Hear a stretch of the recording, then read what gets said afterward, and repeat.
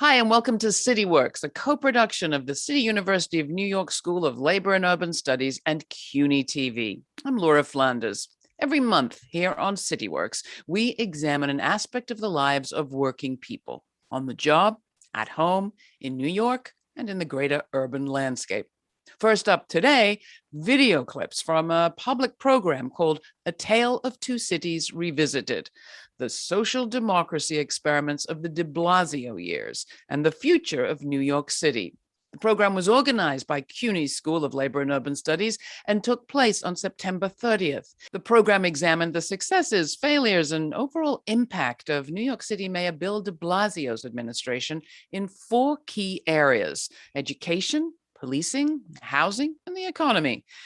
When we've taken a look at the program, we're going to come back with an interview with Deepak Bhargava of the faculty of the CUNY School of Labor and Urban Studies, on the brink of new city leadership and still in the early stages of a new administration in Washington. We'll address a key question facing working people in New York City and across the nation, namely, what is the shape of the progressive agenda today?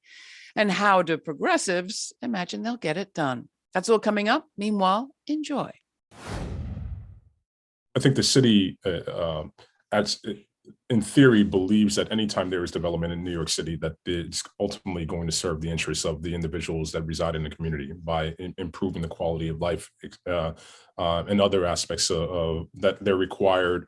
That are required for them to, not just survive here in New York City, but hopefully thrive. And that can't be achieved from our vantage point without ensuring that you are developing either skills training programs or creating an interconnected system that allows for folks that reside in that community to grow into potential jobs that will come online as the community is being developed. So it's not enough from our vantage point to provide, affordable housing. It's not enough to, build a new school. You have to ensure that the adults and out of school, out of work youth that reside in those communities have access to the jobs that will come online in the future. And there is simply not enough effort being made by the current administration to ensure that is occurring. At face value, de Blasio has stayed true to his ambitious progressive campaign promises, but it only takes a little scratch to reveal that below the surface, these feats, these successes, all were the result of years of momentum and advocacy that created a wave that Mayor de Blasio merely rode. In fact, he really had to get dragged, kicking and screaming to achieve much of this progress because he simply could not stand up to the incredible pushback he received from the NYPD and other law enforcement leaders. For example, de Blasio ran on putting an end to the racist stop and frisk practice, as I just mentioned, which really drove a wedge between him and the NYPD even before he was sworn in. So he did not actually end stop and frisk, though he tried to take credit for it. There was a lawsuit that predated him, and that lawsuit forced the city to end stop and frisk. But what did de Blasio do when he took office? He actually named Bill Bratton, the original architect of stop and frisk, as his police commissioner, which doesn't seem to make much sense unless you look at the broader context. Just after he took office, a sea of NYPD officers literally turned their backs on him when he came to pay respect to the family of a police officer who was shot in the line of duty. He also rubbed NYPD leaders the wrong way when he verbally empathized with protesters who mobilized after the police killings of Eric Gardner here in New York and Michael Brown in the Midwest. And since then, he's just bent over backwards to avoid the ire of the police department. And so, what does that look like? Despite nationwide protests after George Floyd's murder that led to calls for reinvesting policing dollars into non-law enforcement alternatives, the city promised to cut $1 billion from the NYPD's $11 billion budget. But alas, the budget remained intact, and actually the NYPD budget increased this fiscal year. Another example is the plan to close Rikers Island has already been delayed. And as you mentioned, John, as we'll talk about more, that plan has been delayed despite 12 deaths this year and inhumane conditions that include overflowing toilets, lack of sanitation, extreme violence, and people being denied food and prescription medicine. De Blasio will not accelerate incarceration in these circumstances or engage in what are going to be difficult negotiations with the corrections union regarding staffing and management issues that have plagued the agency for years and led us to this circumstance. So overall, even as a lame duck, he is not currently running for office, as we know, yet he is letting people die on Rikers Island for lack of basic care because he cannot stand up to traditional law enforcement lobby. And I think that alone speaks volumes about how successful his administration has been in achieving his very ambitious progressive goals that he espoused on his campaign. Community groups and residents were really quite dissatisfied with some of the proposals that came out of the de Blasio administration, particularly in the early years of their first term. And so I think by and large, many of these proposals were implemented regardless of this really severe and fierce community backlash. And I think that also played a large part in sort of souring some of the relations, particularly the expectations that folks had going into that administration. And so alongside thinking about some of the progressive ideals that framed the administration, I think the larger context is the previous administration and how even the framing of this panel around Tale of Two Cities was some language that was echoed during that campaign. And in many ways, I think that this administration has messaged itself as sort of a departure from that Bloomberg era. But in many ways, I think these policies, particularly the over-reliance on the private market and incentivizing new development, in many ways gone farther than the Bloomberg administration in terms of providing more affordability, but still in ways that fell short. Have also revealed the ways that the two administrations on housing were maybe more alike than they were dissimilar. And so again, I think that may have been part of the root of the dissatisfaction. We'll probably have Eric Adams as the next mayor, and he certainly didn't run on as progressive a platform as de Blasio. I think it means that folks who were unhappy with the progressive goals of the de Blasio administration, folks who were, from our sense, the more tough on crime, the more moderate conservative end of the spectrum, who were off-put by the uprising nationally around race and racial justice, around the pushback against police brutality, the calls for defunding, or whatever the language is you want to use, divest, invest, defund, budget justice, folks who are saying like, look, policing's not working. Our traditional structures are inherently racist. Those would have been extreme conversations, 5-10 years ago. And they are part of the mainstream conversation now.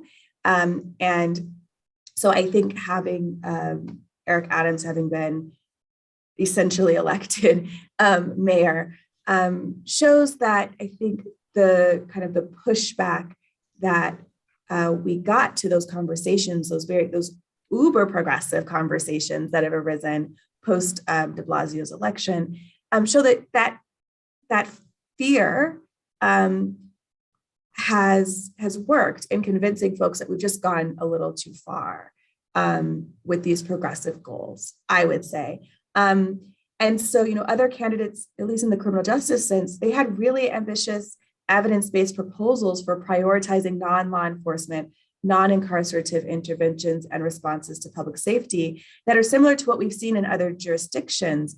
And yet they didn't win, right? The more traditional police officer, traditional law enforcement, traditional structures that many are calling inherently racist and needing reform, that guy won. And, I think that shows that fear-mongering and misinformation as a backlash to progressive ambitions have been successful and continue to be successful. I think the number one priority of any mayor should be to lower class size, because that's a key driver for equity and one of the very few things that have been proven to work to improve student outcomes. If Eric Adams wants to do something that has clearly positive results for the people who elected him, is politically popular among every group in the city, including conservatives, independents, and Republicans on Staten Island, and has not been tried, I don't see what he has in his potential arsenal, except for lowering class size. So now that de Blasio has made his reputation on pre-K, I really don't see that there's anything less that has been both proven to work to narrow the achievement gap, really improve the quality of education in a fundamental way, especially for the majority of kids in our public schools who are in poverty, Black or Latinx. So I'm hoping that he understands that. He is also going to be having to deal with the extremely progressive city council that is made up of a majority of women for the first time, and I think a majority of people of color. If not, I'm pretty sure. And so he will have to contend with them as well. And I'm hoping that they will be as progressive as their campaigns made out. There are a number of people who were elected, who were former teachers, and also former activists on education, who I imagine will fight hard for those sorts of goals. For the next administration, we're hopeful that they'll take, again, to my earlier point, a much more holistic approach around connecting economic development, workforce development, and housing, and all these other intersectional areas that I think are really vitally important. Justice involvement is important for folks in the community. Issues around K through 12 and class size is fundamentally important to folks, but so is food security, so is infrastructure, issues around accessibility for folks who are disabled. If you are 40 minutes away from a train stop, there's a direct correlation between your ability to succeed and or survive and thrive in this city. So we have to address all these different issues comprehensively and take an approach that is not simply talking about one of these issues over the other, but really a collective vision that really speaks to the average individual in New York City, who I believe thinks more holistically. What folks may want to see from the Adams administration is a real investment in the lives of Black and Brown working folks, be it their safe habitation in public housing, free from chronic conditions like mold and lead poisoning, but also a different orientation to a political culture that, for example, in the de Blasio administration, really forcefully clashed with community groups that took issue with some of their policies. I think the Adams administration would be well served to go in a different direction and take very seriously the grassroots and community-based alternatives around, for example, a people's budget, again, local rezoning, community-based rezoning initiatives, and other alternatives for using public subsidy in ways that will invest in our existing public infrastructure rather than opening it up for further private market encroachment. I think the warning signs are not great on that. Eric Adams has already come out in statements towards the business and the Wall Street community with phrases like New York will no longer be anti-business. So I think that some of the battles over the de Blasio administration, as I think my colleague on the panel, Julian, alluded to, and the rise of the potential or incoming Adams administration reflects sort of a backlash against some of the more progressive goals that were really starting to pick up steam in different aspects of the de Blasio administration. So I fear a retrenchment in many ways, but I think in a way that will very likely lead to even fiercer political debate and conflict and contest. So again, I would really like to see the Adams administration take the alternatives and the solutions being brought up by grassroots and community organizations seriously and implement them as policy.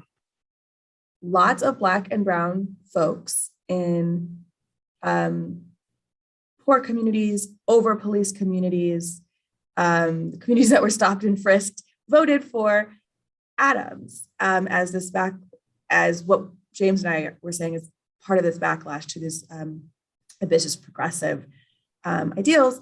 And I think it's because the solutions to the problems that we've all mentioned, the path to achieve those ambitious progressive goals requires nuanced solutions. They're nuanced solutions, they're multifaceted solutions, they're interdisciplinary, as Jose was mentioning. And folks want answers now, right? And to have that interdisciplinary approach and gather that coalition takes time and effort and a lot of diplomacy. And this is just my opinion, but when people in your neighborhood are being shot and killed, you don't have time for long-term diplomacy and like these high-level conversations that we're having at a graduate program, right?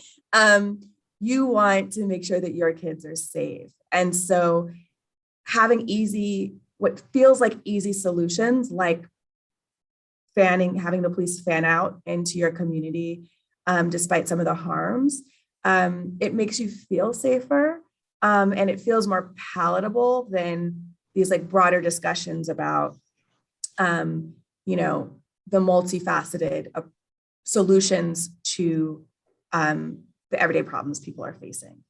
I hope that wasn't too abstract, but I think like that's what makes it hard to really push in one term or two terms these progressive norms, is that you have a lot of pushback from the institutional structures you're trying to reform and change and maybe even get rid of and replace, while you also have a constituency that's like, I need answers now.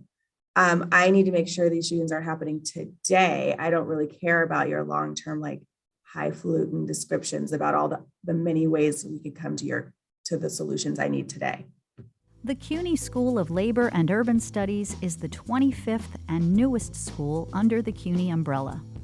Dedicated to public service and social justice, the CUNY School of Labor and Urban Studies offers undergraduate and graduate degrees in the areas of labor studies and urban studies, and certificate programs in labor relations, public administration and public policy, healthcare policy and administration, and community leadership. We pride ourselves on being an institution that brings together activists and academics. Find out more at slu.cuny.edu. Welcome back to CityWorks. With me now is Deepak Bhargava, professor at City University School of Labor and Urban Studies and a policy expert, especially in the areas of poverty, economic justice, racial equity, and immigration. Prior to joining CUNY, he was president and executive director of Community Change and Community Change Action, two of the premier national organizations supporting grassroots community organizing in low-income communities of color in this country. He recently launched the Leadership Center for Democracy and Social Justice at the Colin Powell School and the School of Labor and Urban Studies. He's got a lot to say about how the de Blasio administration fared, good, bad, and all the reverse. But I want to start, Deepak, by reminding people that although we call it the de Blasio administration, it was actually much more than that. And there was a whole progressive slate that came into power when de Blasio did, and they got some things done. I'd love to get your sense of what were the kind of greatest hits and greatest misses of this administration, which was much more than one man. Well, it's great to be with you, Laura. And I think the highlights for me were that the de Blasio campaign was all about the tale of two cities, about the grotesque inequality that describes everyday life here in New York. And that was the power in the campaign. And I think there were grand hopes that there would be a kind of shining example of a city-based effort to really tackle racial and economic injustice. There were some very promising moves, particularly at the front end, around universal pre-K, around paid sick days for workers. But then, honestly, I think it felt to many that the energy went out of the administration when it came to social justice, on issues like affordable housing, on confronting developers, and most of all on issues of police violence in the crucible of the movement for Black Lives Uprising last summer, that there was really a failure of leadership, a failure of nerve, a failure to confront the police establishment in this town and do what's right. So there were a lot of disappointments that I think we need to learn from. It is really important to emphasize, though, this isn't just the story of a person. There's a whole movement that is burgeoning in this city: labor, community, racial justice, and that movement is really finding expression in city politics. And you see it on the city council. You see it in the transformed state legislature. So even though there have been big disappointments, I'm very optimistic about the future and what that's going to bring.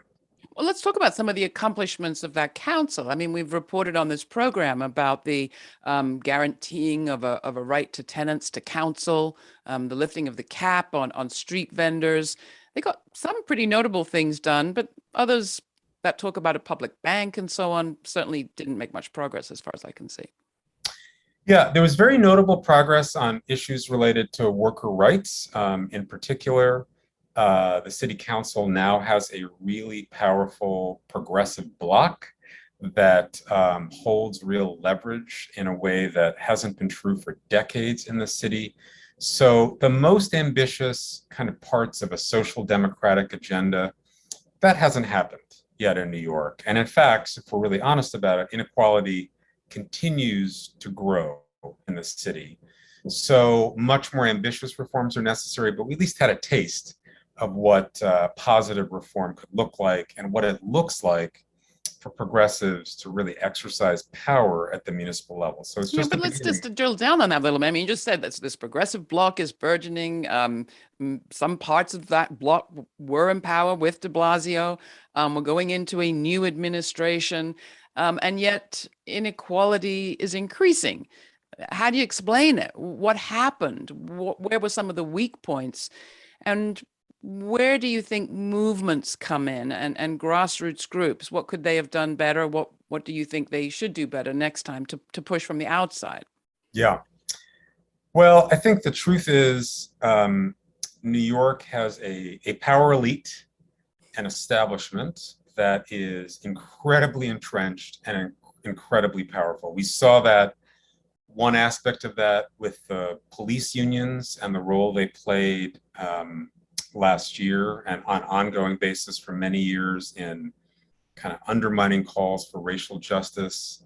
But it's also the real estate industry, which for generations has set the terms of debate in the city about taxes, economic policy, housing policy.